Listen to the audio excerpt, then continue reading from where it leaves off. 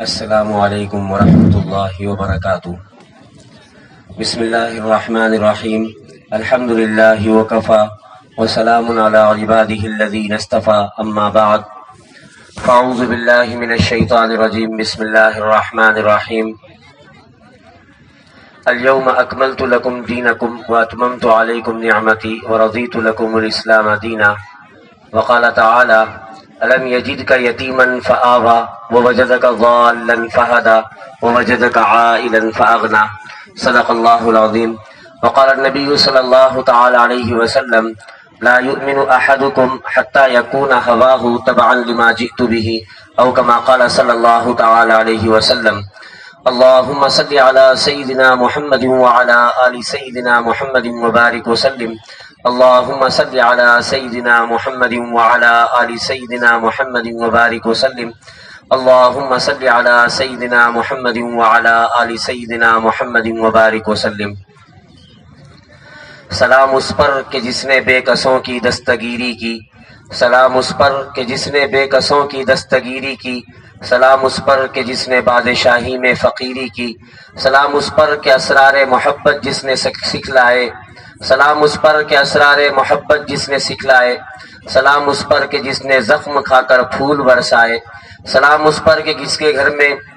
چاندی تھی نہ سونا تھا، سلام اس پر کہ ٹوٹا ہوا بوریا جس کا بچھونا تھا۔ قابل صد احترام، قابل صد تکریم و تعظیم، قابل صد عزت بزرگان محترم اور پردے کے پیچھے بیٹھی ہوئی ماؤں اور بہنوں، مختصر سے وقت میں یہ عاجز کچھ باتیں جو اس عاجز کے ذہن میں سیرت سے متعلق آئیں گی آپ کے سامنے عرض کرے گا۔ چونکہ حضرت تشریف لا چکے ہیں، قریب ہیں، اور اصل خطاب تو حضرت کا ہوگا، دور سے تشریف لا رہے ہیں، بڑے ہیں ہمارے، ہم ان کی باتوں کو غور سے سنیں اور اس پر عمل کریں تو ہمارے لیے آج کا اجلاس ہمارے لیے کامیاب ہے۔ یہ عاجز مختصر سی گفتگو کرے گا۔ میرے بھائیوں، عام طور پہ سیرت سے متعلق جو مضامین ہم سنتے ہیں وہ سیرت کا ابتدائی حصہ سنتے ہیں۔ ربیع الاول کے مہینے میں سیرت کا ابتدائی حصہ بیان کیا جاتا ہے۔ ویسے تو علماء کرام جو بیانات کرتے ہیں وہ سارا سال ان کا جو بیانات ہوتے ہیں وہ سارے کے سارے سیرت ہی سے متعلق ہوتے ہیں۔ قرآن یہ سیرت کا حصہ ہے، احادیث سیرت کا حصہ ہے، تو جو احادیث اور قرآن کی آیتوں کی تشریح بھی اگر ہوتی ہے تو رسول اللہ صلی اللہ علیہ وسلم کی سیرت ہی کا بیان ہے۔ مگر ربیع الاول کے مہینے کو چونکہ خاص ہمارے نبی صلی اللہ تعالی علیہ وسلم سے تعلق ہے، اس وجہ سے ربیع الاول کے مہینے میں سیرت کے بیان کرنے کا اہتمام ہوتا ہے۔ مساجد کے اندر بھی سیرت بیان کی جاتی ہے۔ جب سیرت بیان کی جاتی ہے تو سیرت کے ابتدائی حصے کو زیادہ بیان کیا جاتا ہے، ولادت سے پہلے کے حالات کو بیان کیا جاتا ہے، ولادت کو بیان کیا جاتا ہے۔ اس عاجز نے ارادہ کیا تھا کہ آج کی اس مجلس میں سیرت کے آخر کے حصے کو آپ کے سامنے بیان کرے اور وفات رسول صلی اللہ تعالی علیہ وسلم سے متعلق کچھ باتیں آپ کے سامنے عرض کرے۔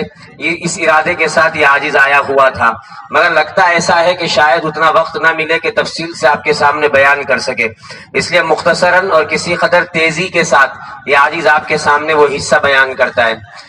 اللہ نے اپنے محبوب صلی اللہ تعالی علیہ وسلم کو جو سیرت عطا فرمائی ہے اس سیرت کو کما حقہ تو بیان کیا ہی نہیں جا سکتا۔ جب سے دنیا بنی ہے تب سے اللہ کے رسول صلی اللہ تعالی علیہ وسلم کی سیرت شروع ہوتی ہے، بلکہ اگر یوں کہا جائے کہ کائنات کے بننے سے پہلے نبی صلی اللہ علیہ وسلم کی سیرت شروع ہوتی ہے تو غلط نہیں ہوگا۔ اور پھر اس کے بعد اللہ نے اپنے محبوب نبی صلی اللہ علیہ وسلم کو جو زندگی عطا فرمائی وہ زندگی ایسی عطا فرمائی کہ اس کے ایک ایک دن کو محفوظ کر دیا، ایک ایک عمل کو محفوظ کر دیا۔ اللہ نے اپنے محبوب کی ایک ایک ادا کو محفوظ کر دیا۔ آپ کا بچپن بھی محفوظ ہے، آپ کی جوانی بھی محفوظ ہے، نبوت کے بعد کے تو 23 سال کا پورا عرصہ محفوظ ہے۔ ایک بہت بڑا رائٹر عیسائی، اس نے اسلام قبول کیا تھا، اس کو اسلام کے خلاف لکھنے کے لیے پڑھایا گیا، اس کو تربیت دی گئی۔ اس کا نام اسحاق موزیس تھا، اسحاق موزیس، اور اس نے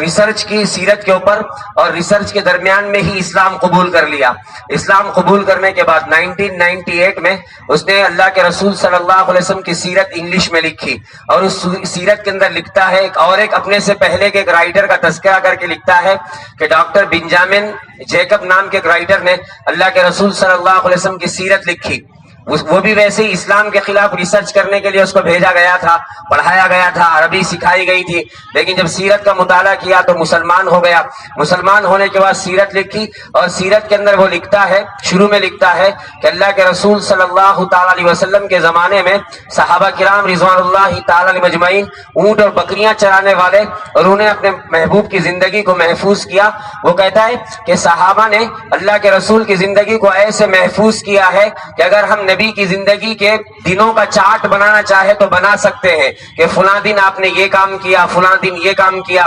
23 سال کا عرصہ آپ کا ایسا گزرا ہے کہ اس 23 سال کے عرصے کے اندر اللہ کے رسول صلی اللہ علیہ وسلم کا ہر دن محفوظ ہے۔ یہ لکھنے کے بعد ڈاکٹر اسحاق موزز لکھتا ہے کہ میرا یہ خیال ہے کہ ڈاکٹر بنجامن جیکب غلط تھے، اس لیے کہ انہوں نے کہا کہ دنوں کا چارٹ بنایا جا سکتا ہے۔ میں جب سیرت پڑھتا ہوں تو مجھے ایسا لگتا ہے کہ گھڑیوں کا چارٹ بنایا جا سکتا ہے، نبی صلی اللہ علیہ وسلم کی زندگی کی گھڑیوں کا چارٹ بنایا جا سکتا ہے۔ ایسی محفوظ زندگی، اور محفوظ کرنے والے کون ہیں؟ محفوظ کرنے والے بکریاں چرانے والے، اونٹ چرانے والے، اللہ نے ان کو قبول فرمایا اور ان کے ذریعے سے اپنے محبوب کی زندگی کو ایسا محفوظ کیا کہ پوری کائنات میں آدم علیہ السلام سے لے کے ایدم تک کوئی ایک بندہ بھی ایسا آپ نہیں دکھا سکتے جس کی زندگی اتنی محفوظ ہو اور جس کی زندگی کو اتنا زیادہ بیان کیا جائے، جس کی زندگی کی ایسے حفاظت کی جائے، جس کے ہر عمل کو محفوظ کیا جائے، ایسا کوئی نہیں دکھا سکتے۔ بلکہ موجودہ دور کے اندر، جبکہ یہ تو ولاگرز کا دور ہے، اس میں تو ولاگز بنائے جاتے ہیں، اس میں تو جو نا ہر کام کرتے ہوئے ویڈیو لی جاتی ہے، یہ ویڈیو کا دور ہے، ٹیکنالوجی کا دور ہے، سائنس کی ترقی کا دور ہے، لیکن موجودہ دور کے اندر بھی کوئی ایک انسان بھی آپ ایسا پیش نہیں کر سکتے جس کی باہر کی زندگی بھی محفوظ ہو، گھر کے اندر کی زندگی بھی محفوظ ہو، بازار کی زندگی بھی محفوظ ہو، مسجد کے اندر کی زندگی بھی محفوظ ہو۔ ایسا کوئی شخصیت ایسی بیان نہیں کی جا سکتی۔ یہ اللہ کی طرف سے انتظام ہے کہ اللہ نے اپنے محبوب کو قیامت تک کے لیے نبوت عطا فرمائی، تو اللہ رب العزت نے زندگی بھی ایسی عطا فرمائی جس کی حفاظت کا خاص خیال رکھا گیا، خاص انتظام کیا گیا۔ جتنا سیرت پہ لکھا گیا ہے، جتنا سیرت پہ بولا گیا ہے میرے بھائیوں، اتنا کسی انسان کی زندگی پہ نہ لکھا گیا ہے نہ بولا گیا ہے۔ پوری کائنات میں کوئی ایسا نہیں کہ جس کی سیرت کو اتنا، جس کی زندگی کو اتنا بیان کیا جائے اور اتنا اس کو لوگوں کے سامنے پیش کیا جائے۔ حضرت مولانا کلیم صدیقی صاحب دامت برکاتہم، اللہ حضرت کی عمر میں برکتیں عطا فرمائے، حضرت نے لکھا ہے، فرماتے ہیں کہ مدینہ منورہ کے اندر ایک لائبریری میں گیا جو سیرت سے متعلق ہے۔ کہتے ہیں کہ وہاں پہ میں نے ایک کتاب دیکھی، ایک کتاب ایسی جس کے اندر صرف سیرت کی کتابوں کا تذکرہ ہے۔ کہتے ہیں کہ 18 جلدوں میں وہ کتاب ہے، جس کتاب کے اندر اللہ کے رسول صلی اللہ تعالی علیہ وسلم کی سیرت پر لکھی گئی صرف کتابوں کے نام ہیں۔ اور کہتے ہیں کہ میں نے آخری جلد اٹھائی اور اس کے آخری فہرست میں دیکھا تو میں نمبر لکھا ہوا تھا 29,774واں نمبر، یعنی اتنی کتابیں سیرت کی جس کے اوپر انہوں نے تحقیق کی اور ان تک پہنچی اور انہوں نے اس کو لکھا ہے۔ ڈاکٹر عبد الجبار رفاعی نام کی شخصیت ہے مصر کی، انہوں نے اس کو جمع کیا ہے۔ میرے بھائیو، یہ ہے سیرت رسول اللہ صلی اللہ علیہ وسلم کی، اور بہت کم لکھا گیا، بہت کم بولا گیا۔ اب تک جتنا لکھا گیا وہ بہت کم ہے، اور اب تک جتنا بولا گیا وہ بہت کم ہے۔ دنیا کا کوئی مقرر سیرت کا حق ادا نہیں کر سکتا، نہ ادا کرنے کا دعویٰ کر سکتا ہے، بلکہ سارے مقرروں کی تقریروں کو ملا دیا جائے تب بھی میرے بھائیو سیرت کا ایک گوشہ بھی یا ایک حق بھی، اس کا ایک ذرہ بھی ادا نہیں ہو سکتا۔ بہرحال اب ہم اپنے موضوع پہ آتے ہیں کہ آخر وقت اللہ کے رسول صلی اللہ تعالی علیہ وسلم کی زندگی کا، کہ اللہ کے محبوب صلی اللہ تعالی علیہ وسلم حجۃ الوداع کے لیے تشریف لے گئے۔ آپ صلی اللہ تعالی علیہ وسلم سن 11 ہجری، سن 10 ہجری اور 25 ذی قعدہ کو آپ ظہر کی نماز پڑھ کے مدینے سے نکلے ہیں، اور تمام صحابہ کرام رضوان اللہ تعالی علیہ مجمعین کو پیغام بھیج دیا گیا تھا کہ اللہ کے محبوب حج کے لیے تشریف لا رہے، سب لوگ حج کے لیے جمع ہو جائیں۔ میرے بھائیوں، کیا نظارہ ہوگا، کیا منظر ہوگا جب خانہ کعبہ کے پاس تقریباً 1.25 لاکھ سے کچھ زیادہ صحابہ کرام رضوان اللہ تعالی مجمعین کا مجموعہ ہے، سب ایک لباس پہنے ہوئے ہیں، سب ایک صدائیں بلند کر رہے ہیں، لبیک لبیک کی آوازیں ہیں، اور پھر اللہ کے رسول صلی اللہ تعالی علیہ وسلم تمام کے محبوب اور وہ سب کے درمیان میں ہیں۔ کیا نظارہ ہوگا اس حج کا، کیا منظر ہوگا اس حج کا۔ آپ نے طواف فرمایا، تقریباً آپ صلی اللہ تعالی علیہ وسلم 4 ذی الحجہ کو مکہ پہنچے ہیں، اور مکہ پہنچ کر آپ صلی اللہ تعالی علیہ وسلم نے طواف فرمایا، اور جب آپ صلی اللہ تعالی علیہ وسلم صفا مروہ کے درمیان سعی کرنے کے لیے تشریف لے گئے، 1.25 لاکھ سے زیادہ مجموعہ ہے اور سب کی نگاہیں لگی ہوئی ہیں، آپ سب کے محبوب ہیں، سب کی نگاہیں آپ پہ لگی ہوئی ہیں، آپ سمجھ گئے کہ صحابہ مجھے دیکھنا چاہتے ہیں، آپ اونٹنی پہ سوار ہو گئے، اور اونٹنی پہ سوار ہو کے آپ صلی اللہ علیہ وسلم نے سعی فرمائی۔ 8 تاریخ کو آپ مینا تشریف لے گئے،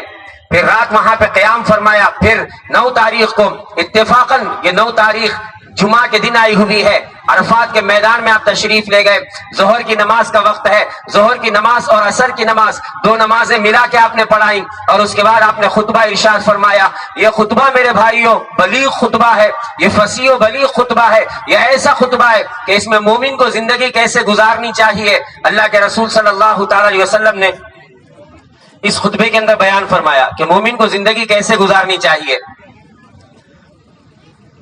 1.25 لاکھ سے زیادہ صحابہ کا مجموعہ آپ کے سامنے، اتنا بڑا مجموعہ میرے بھائیوں اسلام کی تاریخ میں پہلی مرتبہ جمع ہوا ہے، اور آپ صلی اللہ علیہ وسلم خطبہ ارشاد فرما رہے ہیں۔ آپ نے اہم باتیں اس خطبے کے اندر ارشاد فرمائی۔ آپ نے زمانے جاہلیت کے تمام کاموں کے بارے میں فرمایا کہ زمانے جاہلیت کے تمام کام میرے قدموں کے نیچے ہیں، آپ نے اس خطبے میں ارشاد فرمایا۔ آپ نے سب سے پہلی بات اس خطبے میں جو فرمائی صحابہ کرام کے مجمع کے سامنے، آپ نے یہ بات ارشاد فرمائی کہ ہو سکتا ہے کہ اس مجلس میں میں اور آپ یہ آخری مرتبہ جمع ہو رہے ہوں، شاید اس کے بعد ہم اکٹھے نہ ہو سکیں۔ آپ نے یہ فرمایا، جو سمجھنے والے تھے ان کے دلوں پہ قیامت گزر رہی تھی، وہ سمجھ رہے تھے کہ اس کا کیا مطلب ہے، اس جملے کا کیا مطلب ہے جو آپ فرما رہے ہیں کہ ہم اور تم دوبارہ اکٹھے اس مجمع میں جمع نہیں ہو سکیں گے۔ یہ آپ نے ارشاد فرمایا، اشارہ دے دیا کہ یہ میرا وقت قریب ہے۔ آپ نے پھر اس خطبے کے اندر فرمایا اتقوا اللہ فی النساء، عورتوں کے بارے میں اللہ سے ڈرو۔ آپ نے ہدایت نصیحت فرمائی کہ عورتوں کے بارے میں اللہ سے ڈرو، عورتوں کے ساتھ نرمی کا معاملہ، ملاطفت کا معاملہ، عورتوں کے ساتھ اچھا سلوک کرنا چاہیے، یہ آپ نے اس خطبے کے اندر ارشاد فرمایا۔ اس خطبے میں آپ نے انسانوں کی جانوں کا احترام اس کے بارے میں بیان فرمایا۔ پھر اسی خطبے میں آپ نے وہ مشہور جملہ فرمایا کہ لا نبی بعدی ولا امت بعدکم، کہ میرے بعد کوئی نبی آنے والا نہیں ہے اور تمہارے بعد کوئی امت آنے والی نہیں ہے، میں آخری نبی ہوں، میرے بعد کوئی نبی نہیں، اور تم آخری امت ہو، تمہارے بعد کوئی اور امت آنے والی نہیں ہے۔ یہ جملہ آپ نے ارشاد فرمایا۔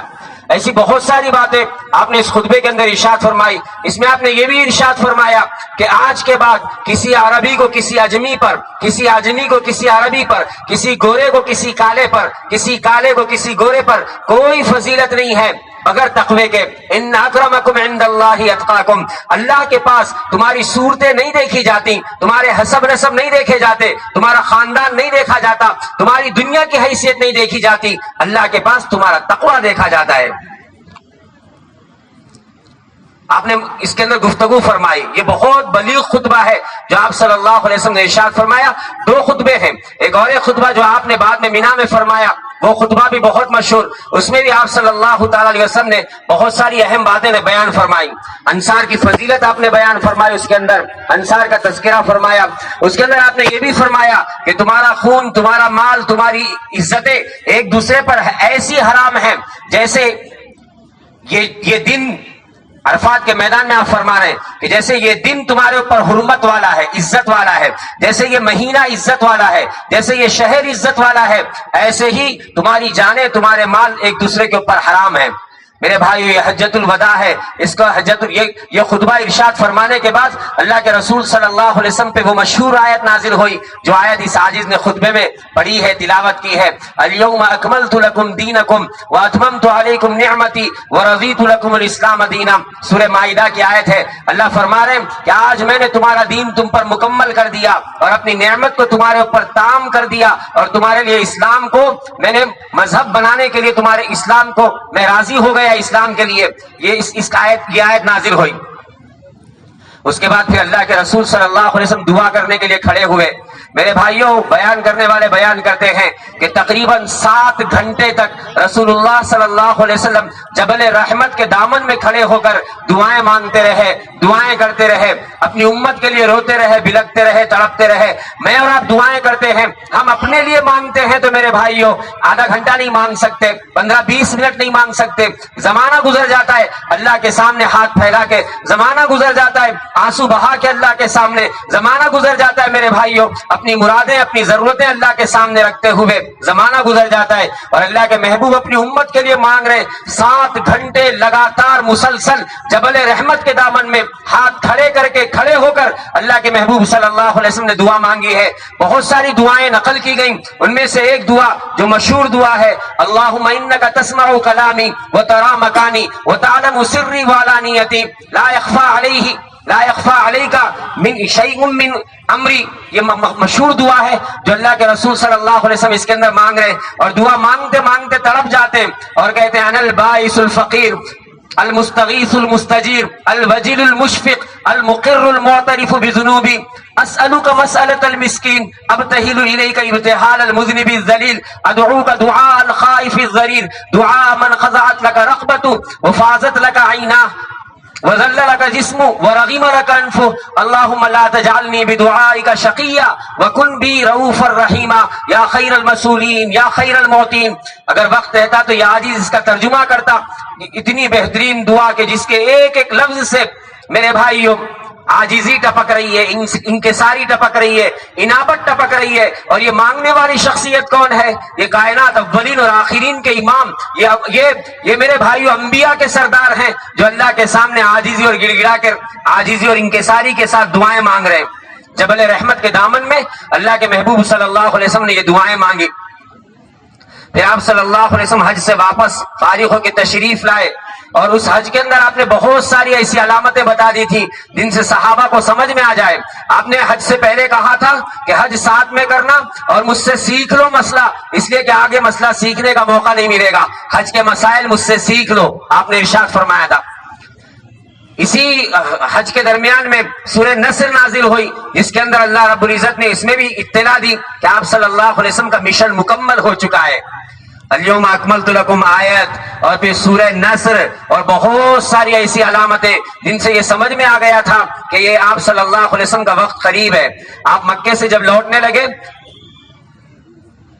14 ذی الحجہ کو اللہ کے رسول صلی اللہ علیہ وسلم سن 11 ہجری مکے سے واپس لوٹ رہے ہیں، سن 10 ہجری مکے سے واپس لوٹ رہے ہیں، تو آپ صلی اللہ علیہ وسلم مکے سے ودا ہوتے وقت آنکھوں میں آنسو ہیں، آبدار آنکھوں کے ساتھ اللہ کے محبوب صلی اللہ علیہ وسلم واپس لوٹ رہے ہیں کہ آپ نے مکے کو ان نظروں سے دیکھا جن نظروں سے کوئی ودا ہونے والا دیکھتا ہے۔ پھر آپ مکہ مدینہ تشریف لائے اور مدینے کے اندر ایک آدھا مہینہ بس رہے ہیں، اور اس کے بعد اللہ کے رسول صلی اللہ علیہ وسلم کی طبیعت خراب ہوئی۔ سفر کا مہینہ آخری مہینے کے آخری تاریخیں ہیں، کسی صحابی کے انتقال پہ آپ جنت البقیع تشریف لے گئے ہیں اور وہاں سے واپس آئے تو آپ کے سر میں درد شروع ہو چکا تھا، اور یہ تاریخ تھی 29 سفر کی۔ آپ گھر واپس تشریف لائے حضرت عائشہ رضی اللہ تعالیٰ عنہ کے پاس، آپ کے سر میں درد شروع ہو چکا ہے۔ آپ گھر میں آئے تو آپ نے دیکھا کہ امی جان حضرت عائشہ رضی اللہ تعالیٰ عنہ کے سر میں درد ہے، اور وہ سر کے درد سے تڑپ رہی ہیں اور بار بار کہتی ہیں وا رأساہ وا رأساہ۔ تو اللہ کے نبی صلی اللہ علیہ وسلم نے سن کے فرمایا بل رأساہ، میرے سر کا درد، بلکہ میرے سر کا درد، آپ نے یہ فرمایا۔ اور اس کے بعد آپ کی طبیعت خراب ہوتی گئی، یہاں تک کہ ایک وقت ایسا آیا کہ اللہ کے رسول صلی اللہ تعالی علیہ وسلم نماز جانے کے لیے آپ صلی اللہ علیہ وسلم کے جسم میں سکت نہیں تھی۔ 7 تاریخ ہے، 7 ربیع الاول کی تاریخ ہے، سن 11 ہجری ہے، اور اللہ کے رسول صلی اللہ تعالی علیہ وسلم بیماری محسوس کر رہے ہیں، بیماری شدت زیادہ ہو گئی بیماری کی، بلکہ 7 دن پہلے انتقال سے آپ نے تمام ازواج مطہرات سے اشارتاً اجازت طلب کی کہ میں عائشہ کے حجرے میں رہنا چاہتا ہوں، اور سب نے برضا و رغبت اجازت دے دی، اور اللہ کے رسول صلی اللہ تعالی علیہ وسلم حضرت عائشہ رضی اللہ تعالی عنہ کے حجرے میں منتقل ہو گئے۔ اور انتقال سے 3 دن پہلے، اللہ کے جمعرات کا دن ہے، عشاء کی نماز کا وقت ہے، صحابہ انتظار کر رہے ہیں مسجد کے اندر، اور اللہ کے محبوب صلی اللہ تعالی علیہ وسلم نماز کے لیے کھڑے ہوتے ہیں، پھر غشی طاری ہوتی ہے، پھر آپ وضو کرتے ہیں، پھر کھڑے ہوتے ہیں، پھر غشی طاری ہوتی ہے۔ جب 3 مرتبہ ایسا ہوا تو آپ نے ارشاد فرمایا، لوگوں سے کہا مرو ابا بکر فلیصلی بالناس، لوگوں ابو بکر سے جا کے کہہ دو کہ ابو بکر نماز پڑھائیں۔ امی جان حضرت عائشہ رضی اللہ تعالیٰ عنہ نے عرض کیا کہ اللہ کے رسول صلی اللہ تعالیٰ علیہ وسلم، حضرت ابو بکر رقیق القلب ہیں، دل بہت نرم ہے، حضرت ابو بکر مصلی پہ کھڑے ہوں گے تو وہ نماز نہیں پڑھا سکیں گے، تو آپ نے سختی سے فرمایا کہ حضرت ابو بکر کو نماز پڑھنے کا حکم دو، پڑھانے کا حکم دو، اور پھر آپ نے یہ اشارہ فرما دیا کہ اللہ اور اس کا رسول مصلی پر ابو بکر کے علاوہ کسی اور کو دیکھنا نہیں چاہتے رضی اللہ تعالیٰ عنہ۔ حضرت ابو بکر رضی اللہ تعالیٰ عنہ نے تقریباً 21 نمازیں پڑھائی ہیں اللہ کے رسول صلی اللہ تعالی علیہ وسلم کی زندگی میں، آپ کی حیات میں 21 نمازیں پڑھائی ہیں۔ اگلے دن جمعرات کے دن، چہارشنبے کی رات میں یہ شروع ہوا، جمعرات کے دن ظہر کی نماز کے وقت میں اللہ کے محبوب صلی اللہ تعالی علیہ وسلم 2 آدمیوں کے کاندھے پہ ہاتھ رکھ کے بڑی مشکل سے مسجد میں تشریف لائے۔ حضرت ابو بکر ظہر کی نماز شروع کر چکے تھے، اللہ کے نبی صلی اللہ علیہ وسلم تشریف لائے، اللہ کے نبی نماز پڑھاتے تھے، حضرت ابو بکر تکبیر کہتے تھے، مکبر بن گئے اور تکبیر کہتے تھے اور لوگ پیچھے نماز پڑھ رہے ہیں۔ آپ نے نماز پڑھائی ظہر کی، اور اس کے بعد ممبر پہ بیٹھے اور آپ نے پھر بہت ساری نصیحتیں فرمائی۔ ان نصیحتوں میں سے حضرت ابو بکر صدیق رضی اللہ تعالیٰ عنہ کے مقام و مرتبے کو بتایا اور فرمایا کہ ابو بکر میرے خلیل ہیں اور میں اللہ کا خلیل ہوں، ابو بکر کے علاوہ میں نے سب کے احسانات کا بدلہ چکا دیا، ابو بکر کے احسانوں کا بدلہ میں چکا نہیں سکا۔ پھر آخر میں یہ بھی فرمایا کہ مسجد کے اندر جتنے صحابہ کے دروازے اور کھڑکیاں کھلتی ہیں وہ سارے بند کر دے، صرف ابو بکر کا دروازہ مسجد کے اندر کھلے گا، باقی سب کے دروازے بند کر دیے جائیں۔ پھر آپ نے انصار کے فضائل بیان فرمائے اور صحابہ سے کہا کہ انصار کے ساتھ حسن سلوک کیا جائے، انصار میرے جسم و جان کی مانند ہیں۔ آپ نے اس سے پہلے بھی غزوہ حنین کے موقع پہ انصار کے فضائل بیان فرمائے تھے، اور اس وقت اللہ کے رسول صلی اللہ تعالی علیہ وسلم نے جب نئے مسلمانوں کو بہت زیادہ مال غنیمت میں حصہ دیا تو چند جوشیلے نوجوان قسم کے انصار میں سے انہوں نے اپنے جذبات کا اظہار کیا تھا اور یوں کہا تھا کہ جب جان دینے کا وقت آتا ہے تو ہمیں بلایا جاتا ہے، اور جب مال غنیمت تقسیم کرنے کا وقت آتا ہے تو اپنوں کو یاد رکھا جاتا ہے۔ یہ جملے اللہ کے نبی کے کانوں میں پڑے، آپ نے کہا انصار کو جمع کیا جائے، چمڑے کے ایک بہت بڑے خیمے میں انصار کو جمع کیا گیا۔ اس خیمے میں انصار کے علاوہ کسی کو داخل ہونے کی اجازت نہیں تھی۔ جب سارے انصار جمع ہو گئے تو اللہ کے رسول صلی اللہ تعالی علیہ وسلم ان کے سامنے آئے اور آپ نے فرمایا کہ اے انصار کے لوگوں، اے انصار کی جماعت، یہ کیسے جملے ہیں جو تم کہہ رہے ہو اور میرے کانوں تک پہنچ رہے ہیں؟ پھر آپ نے فرمایا کیا میرے ذریعے سے تمہیں ہدایت نہیں ملی؟ کیا میرے ذریعے سے اسلام نہیں پہنچا؟ کیا میرے ذریعے سے اللہ نے تمہیں مالدار نہیں کیا؟ یہ کچھ باتیں آپ نے بیان فرمائی، ساتھ میں یہ بھی کہا آپ نے کہ بے شک تم کہہ سکتے ہو اور تمہیں کہنے کا حق ہے کہ جس وقت میری دعوت کو کوئی قبول نہیں کر رہا تھا اس وقت تم نے قبول کیا تھا۔ پھر اس کے بعد اللہ کے رسول صلی اللہ تعالی علیہ وسلم نے انصار سے ایک بات فرمائی، آپ نے فرمایا کیا تمہیں یہ بات پسند نہیں کہ دوسرے لوگ بکریاں اور اونٹ اپنے ساتھ لے کے جائیں اور تم محمد الرسول اللہ کو اپنے ساتھ لے کے جاؤ؟ کیا تمہیں یہ بات پسند نہیں؟ جیسے یہ جملہ کہا، راوی کہتے ہیں سارے انصار دھاڑے مار کے رونے لگے اور چیخنے لگے اور کہنے لگے ہم راضی ہیں، ہم راضی ہیں، ہمیں اللہ کے رسول کے علاوہ کچھ نہیں چاہیے، ہمیں کچھ نہیں چاہیے، ہمیں صرف اللہ کا رسول چاہیے اور ہم اس تقسیم پر راضی ہیں۔ اور بیان کرنے والے بیان کرتے ہیں کہ کوئی آنکھ ایسی نہیں تھی انصار کی جو اشک بارگ نہ ہو، جو بہ نہ رہی ہو، اور داڑیوں میں سے پانی، آنسوؤں کے قطرے ٹپک رہے تھے، داڑیاں بھیگ گئی تھی اور ایک گریے کی کیفیت اس وقت طاری ہو گئی تھی۔ انصار کو جب یہ پتا چلا کہ اللہ کے نبی یہ کہہ رہے ہیں، پھر اس کے بعد اللہ کے نبی صلی اللہ علیہ وسلم نے ارشاد فرمایا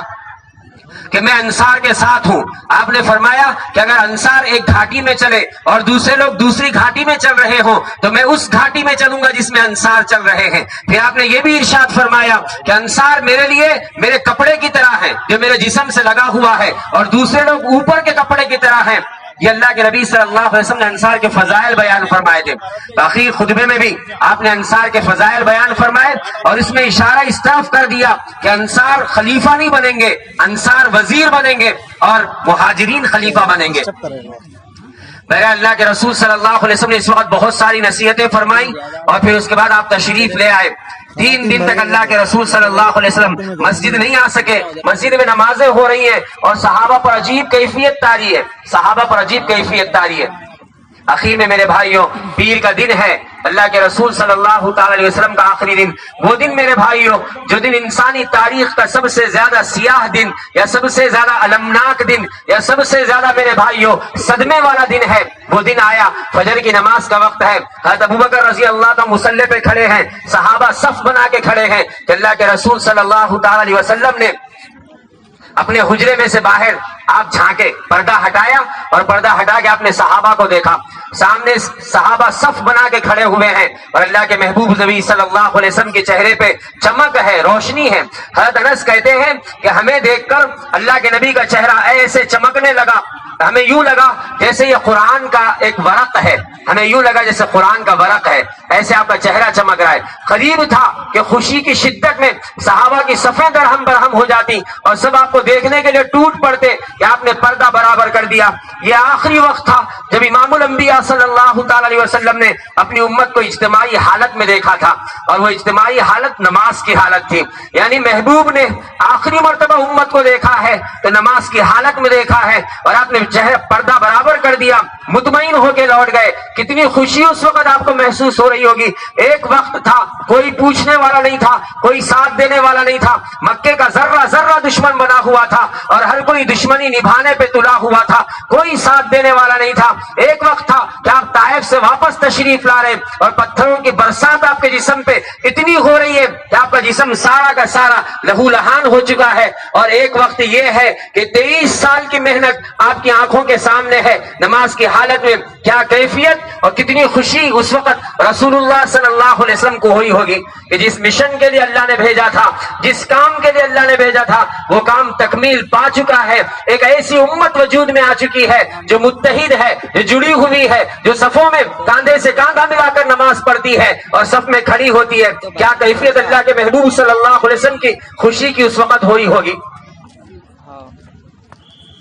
حضرت ابوبکر صدیق رضی اللہ تعالیٰ عنہ کو معلوم ہوا کہ اللہ کے رسول صلی اللہ تعالی علیہ وسلم کی طبیعت بہتر ہے، تو آئے خدمت میں اور آپ صلی اللہ علیہ وسلم کے قریب آئے، پھر اس کے بعد اجازت لی اور کہا یا رسول اللہ میں اپنے دوسرے گھر جانا چاہتا ہوں جو مدینے سے 2 میل کے فاصلے پر تھا، اور اجازت لے کے چلے گئے۔ اس وقت اللہ کے رسول صلی اللہ علیہ وسلم کی طبیعت بہتر تھی، حشاش بشاش تھے آپ، لیکن تھوڑی دیر میں طبیعت اچانک پھر بگڑنا شروع ہوئی، یہاں تک کہ آخر وقت آ پہنچا۔ آپ صلی اللہ علیہ وسلم کا سر حضرت عائشہ رضی اللہ تعالی عنہا کی گود میں رکھا ہوا ہے۔ حضرت عبد الرحمن بن ابوبکر رضی اللہ تعالی اندر تشریف لائے۔ جب آپ کی طبیعت خراب ہوئی تھی اس وقت امی جان حضرت عائشہ رضی اللہ تعالی عنہا نے دعا پڑھ کے اللہ کے رسول صلی اللہ علیہ وسلم کے ہاتھوں پہ پھونکا تھا، جو دعا آپ عام طور پہ بیماری کے وقت میں پڑھا کرتے تھے، اذهب الباس رب الناس اشفی انت الشافی لا شفاء الا شفاؤک شفاء لا یغادر سقما۔ یہ دعا پڑھ کے امی جان حضرت عائشہ نے رسول اللہ صلی اللہ علیہ وسلم کے ہاتھوں پہ پھونکا، اور آپ صلی اللہ علیہ وسلم کے ہاتھوں سے آپ کے جسم پہ پھیرنا چاہا تو آپ رک گئے، آپ نے اپنے ہاتھ روک لیے، اپنے جسم پہ نہیں پھیرے، اور اس کے بعد آپ نے یہ جملہ ارشاد فرمایا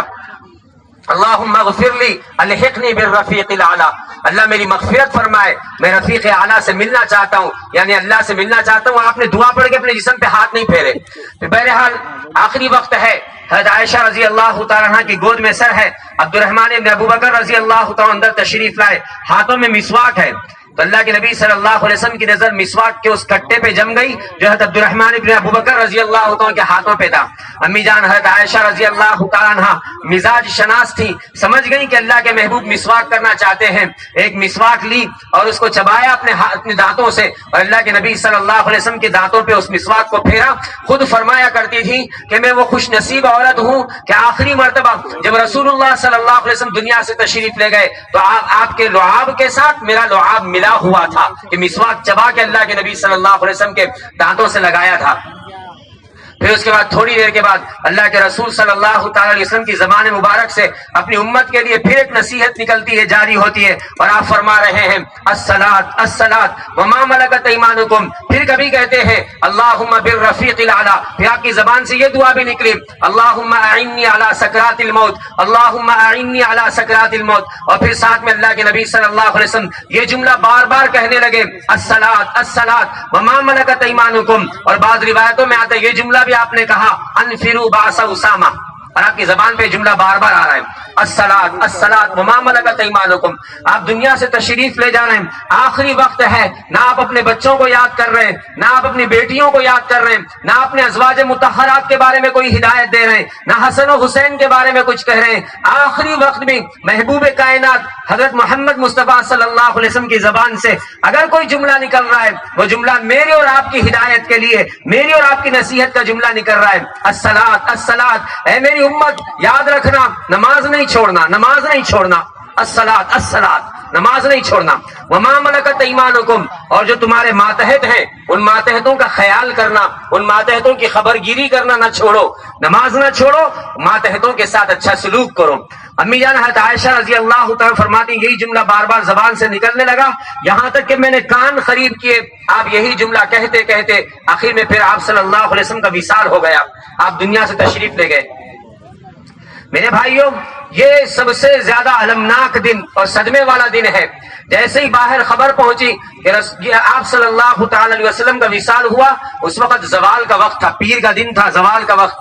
22,330 دن اور 6 گھنٹے اللہ کے محبوب صلی اللہ علیہ وسلم نے دنیا میں زندگی گزاری ہے. 22,330 دن اور 6 گھنٹے, اور آپ صلی اللہ علیہ وسلم دنیا سے تشریف لے گئے. آپ جس وقت تشریف لائے تھے وہ صبح صادق کا وقت تھا, پیر کا دن تھا. آپ دنیا سے تشریف لے گئے, وہ پیر کا دن ہے اور زوال کا وقت ہے جب آپ دنیا سے تشریف لے جا رہے ہیں. باہر پتا چلا تو ہنگامہ مچ گیا. حضرت انس کہتے ہیں, میں نے اپنی زندگی میں اس سے زیادہ روشن دن نہیں دیکھا جب رسول اللہ صلی اللہ علیہ وسلم مدینہ تشریف لائے تھے, اور میں نے اپنی زندگی میں اس سے زیادہ تاریک دن نہیں دیکھا جب رسول اللہ صلی اللہ علیہ وسلم دنیا سے تشریف لے گئے ہیں. میرے بھائیوں, کسی بڑے آدمی کا انتقال ہوتا ہے, ہر طرف یتیمی چھا جاتی ہے, ہر شخص پریشان ہو جاتا ہے, اور یہ تو ایسے بڑے ہیں کہ ان سے بڑا کائنات میں کبھی نہیں آیا, نہ آسمان نے دیکھا ہے نہ زمین نے دیکھا ہے. یہ امام الانبیاء ہیں, یہ اللہ کے حبیب و محبوب ہیں, یہ اسوہ کامل ہیں,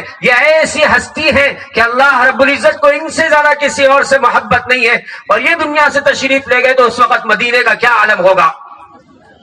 حضرت عثمان رضی اللہ عنہ کی زبان پہ, حضرت عثمان غنی رضی اللہ عنہ کی زبان خاموش ہو گئی, 3 دن تک آواز نہیں نکلی. حضرت عمر رضی اللہ تعالیٰ عنہ اپنے آپ میں اپنے قابو میں نہیں ہے, اور حضرت علی رضی اللہ تعالیٰ کی عجیب کیفیت ہے. حضرت عبداللہ ابن انیس رضی اللہ تعالیٰ کو پتا چلا, اسی وقت ان کا انتقال ہو گیا. حضرت عبداللہ ابن زید رضی اللہ تعالیٰ انصاری صحابی ہیں, کھیت میں کام کر رہے تھے, بچہ دوڑتے ہوئے آیا اور اس نے کہا کہ ابا جان رسول اللہ صلی اللہ علیہ وسلم وفات پا گئے ہیں. تو حضرت عبداللہ ابن زید نے اسی وقت آسمان کی طرف نگاہ اٹھائی اور کہا, اے اللہ, جن آنکھوں سے محمد کا چہرہ دیکھا ہے ان آنکھوں سے کسی اور کو دیکھنا نہیں چاہتا, اب مجھے ان آنکھوں کی ضرورت نہیں ہے. چنانچہ اسی وقت ان کی آنکھوں کی روشنی ختم ہو گئی. یہ کیفیت صحابہ کی. اجتماعی یتیمی کا ماحول اس وقت پورے مدینے میں, سارے مدینے میں کوہرام مچا ہوا ہے. حضرت ابوبکر رضی اللہ تعالیٰ کو پتا چلا, تشریف لائے, آگے دیکھا تو سارے صحابہ حضرت عمر رضی اللہ تعالیٰ کے گرد کھڑے ہوئے مسجد نبوی کے اندر ایک کونے میں, اور وہ تلوار ننگی ہاتھ میں لے کے کھڑے ہوئے اور کہہ رہے ہیں کہ خبردار کسی کی زبان سے نہ نکلے کہ محمد صلی اللہ علیہ وسلم کا انتقال ہو گیا. اگر کوئی یہ کہے گا کہ محمد صلی اللہ علیہ وسلم وفات پا گئے تو اس کی گردن اڑا دوں گا. حضرت ابوبکر اترے, اللہ اکبر کبیرہ, اپنی اونٹنی سے نیچے اترے. دیکھنے والوں کو ایسا لگ رہا ہے جیسے کمر ٹوٹ گئی ہے, شانے ڈھلک گئے ہیں حضرت ابوبکر رضی اللہ تعالیٰ کے. اور اسی حالت میں اندر حجرے میں تشریف لائے. آپ صلی اللہ علیہ وسلم پہ چادر پڑی ہوئی ہے, قریب آئے, چادر ہٹائی, پیشانی پہ بوسہ دیا اور فرمایا, یا رسول اللہ, میں گواہی دیتا ہوں کہ آپ نے بہترین زندگی گزاری ہے اور طیب حالت میں آپ کی موت آئی ہے. پھر کہنے لگے, یا رسول اللہ, آپ کی مدح, آپ کی ثنا, آپ کی توصیف ہماری زبانیں اس قابل نہیں کہ آپ کی توصیف کر سکیں. آپ ہمارے دلوں کی تسلی کا سامان تھے. پھر فرمایا, اگر 1000 جانیں دے کر بھی آپ کو بچایا جا سکتا تو ہم آپ کو بچاتے. پھر اس کے بعد کہنے لگے کہ اللہ, آپ کے اوپر جو موت آنی تھی وہ موت آ چکی ہے, دوبارہ نہیں آئے گی. باہر تشریف لائے, مسجد نبوی میں داخل ہوئے تو دیکھا صحابہ کا مجموعہ اللہ کے حضرت عمر رضی اللہ عنہ کے سامنے بیٹھا ہوا ہے. حضرت ابوبکر مسجد کے دوسرے کونے میں آ کے کھڑے ہو گئے اور اس کے بعد خطبہ ارشاد فرمایا. جیسے ہی حضرت ابوبکر کھڑے ہوئے, صحابہ کا مجموعہ حضرت عمر کے سامنے سے ہٹ گیا اور حضرت ابوبکر رضی اللہ عنہ کے سامنے آیا. پھر اس کے حضرت ابوبکر رضی اللہ عنہ نے ایک جملہ کہا. انہوں نے کہا کہ سن لو, من کان یعبد محمدا فإن محمدا قد مات ومن کان یعبد اللہ فإن اللہ حی لا يموت. سن لو, جو محمد صلی اللہ علیہ وسلم کی عبادت عبادت کرتا تھا اسے معلوم ہونا چاہیے کہ محمد صلی اللہ علیہ وسلم وفات پا چکے ہیں، اور جو اللہ کی عبادت کرتا ہے اسے معلوم ہونا چاہیے کہ اللہ زندہ ہے، اللہ کو موت نہیں آتی۔ پھر اس کے بعد قرآن کی آیت پڑھی وما محمد الا رسول قد خلت من قبلہ الرسل، کہ محمد صلی اللہ علیہ وسلم تو اللہ کے رسول ہی تو ہیں، اور اس سے پہلے بھی، آپ سے پہلے بھی بہت سارے رسول گزر چکے ہیں۔ یہ غزوہ احد کے موقع پہ یہ آیت نازل ہوئی تھی۔ حضرت عمر رضی اللہ عنہ فرماتے ہیں جب یہ آیت میں نے ابو بکر کی زبان سے سنی مجھے ایسا لگا کہ یہ آیت ابھی ابھی نازل ہوئی ہے، اور مجھے احساس ہو گیا کہ رسول اللہ صلی اللہ علیہ وسلم وفات پا چکے ہیں اور آپ دنیا سے جا چکے ہیں۔ پھر اس کے بعد حضرت عمر کہتے ہیں کہ پھر جیسے ہی مجھے یہ احساس ہوا میرے پیروں میں سے جان نکل گئی اور میں زمین پہ گر گیا۔ میرے بھائیوں، رسول اللہ صلی اللہ علیہ وسلم کی وفات پیر کے دن زوال کے وقت میں ہوئی ہے، اور آپ صلی اللہ علیہ وسلم کو غسل دیا گیا اگلے دن منگل کے دن صبح میں، اور آپ کو غسل دینے والوں میں حضرت علی رضی اللہ تعالیٰ عنہ، حضرت عباس رضی اللہ تعالیٰ عنہ، حضرت فضل ابن عباس رضی اللہ تعالیٰ عنہ، اور نبی صلی اللہ علیہ وسلم کے آزاد کردہ غلام شقران نامی ایک غلام تھے۔ جب آپ کی وفات ہوئی تو گھر کے اندر اندھیرا تھا، جس رات کی اگلی صبح آپ کی وفات ہوئی ہے اس رات گھر میں چراغ میں جلانے کے لیے تیل تک نہیں تھا، پڑوس سے تیل لایا گیا اور آپ کی زرہ ایک یہودی کے پاس گروی رکھی گئی تھی۔ یہ زندگی اللہ کے محبوب صلی اللہ علیہ وسلم نے گزاری ہے، اور حضرت ابوبکر نے فرمایا جہاں نبی کی وفات ہوتی ہے وہیں نبی کی قبر بنتی ہے، چنانچہ حضرت عائشہ رضی اللہ تعالیٰ عنہا کے حجرے میں آپ صلی اللہ علیہ وسلم کی قبر بنائی گئی۔ حضرت ابو طلحہ انصاری رضی اللہ تعالیٰ عنہ نے بغلی خبر کھو دی ہے، اور پھر اس کے بعد اللہ کے نبی صلی اللہ علیہ وسلم کی نماز جنازہ کا وقت آیا، تقریباً 30,000 صحابہ نے فردن نماز جنازہ پڑھی ہے، اور اس طریقے سے رسول اللہ صلی اللہ تعالی علیہ وسلم کا دنیا سے جانا آپ تشریف لے گئے۔ میرے بھائیو، یہ نبی کے آخری زمانے کا کچھ حصہ اس عاجز نے آپ کے سامنے رکھا ہے۔ اصل بات یہ ہے میرے بھائیو کہ اللہ کے محبوب دنیا میں کیوں آئے تھے، ایک مسلمان اسے یاد رکھے کہ اللہ کے محبوب دنیا میں کیوں آئے تھے، اور آپ صلی اللہ تعالی علیہ وسلم ہمیں بدلنے کے لیے دنیا میں تشریف لائے۔ آپ نے ہمیں مقصد بتایا زندگی گزارنے کا کیا مقصد ہے۔ آپ دنیا سے گئے تو آپ نے امت کو ایک کیا، امت کو متحد کر کے آپ دنیا سے تشریف لے گئے۔ میرے بھائیو، مسلمان نبی کو یاد رکھتا ہے، مسلمان نبی کے طریقے کو یاد رکھتا ہے، نبی کے طریقے کو مسلمان نہیں بھولتا۔ اللہ کے نبی صلی اللہ علیہ وسلم کی سیرت ہم سنتے رہتے ہیں، لیکن اصل بات یہ ہے میرے بھائیوں کہ ہمارے اندر عمل کا جذبہ پیدا ہو اور ہم عمل کرنے والے بنے۔ اللہ رب العزت سے دعا ہے کہ اللہ تعالیٰ مجھے اور آپ کو عمل کی توفیق عطا فرمائے، اللہ تعالیٰ کہنے سننے سے زیادہ عمل کی توفیق عطا فرمائے، اللہ اپنے محبوب نبی صلی اللہ علیہ وسلم کی سچی پکی محبت عطا فرمائے، آپ کے نقش قدم پہ چلنا اللہ ہمارے لیے آسان فرمائے، ایمانی حالت میں زندہ رکھے، اور اللہ ایمان پر ہم سب کو موت عطا فرمائے۔ وآخر دعوانا الحمدللہ رب العالمین۔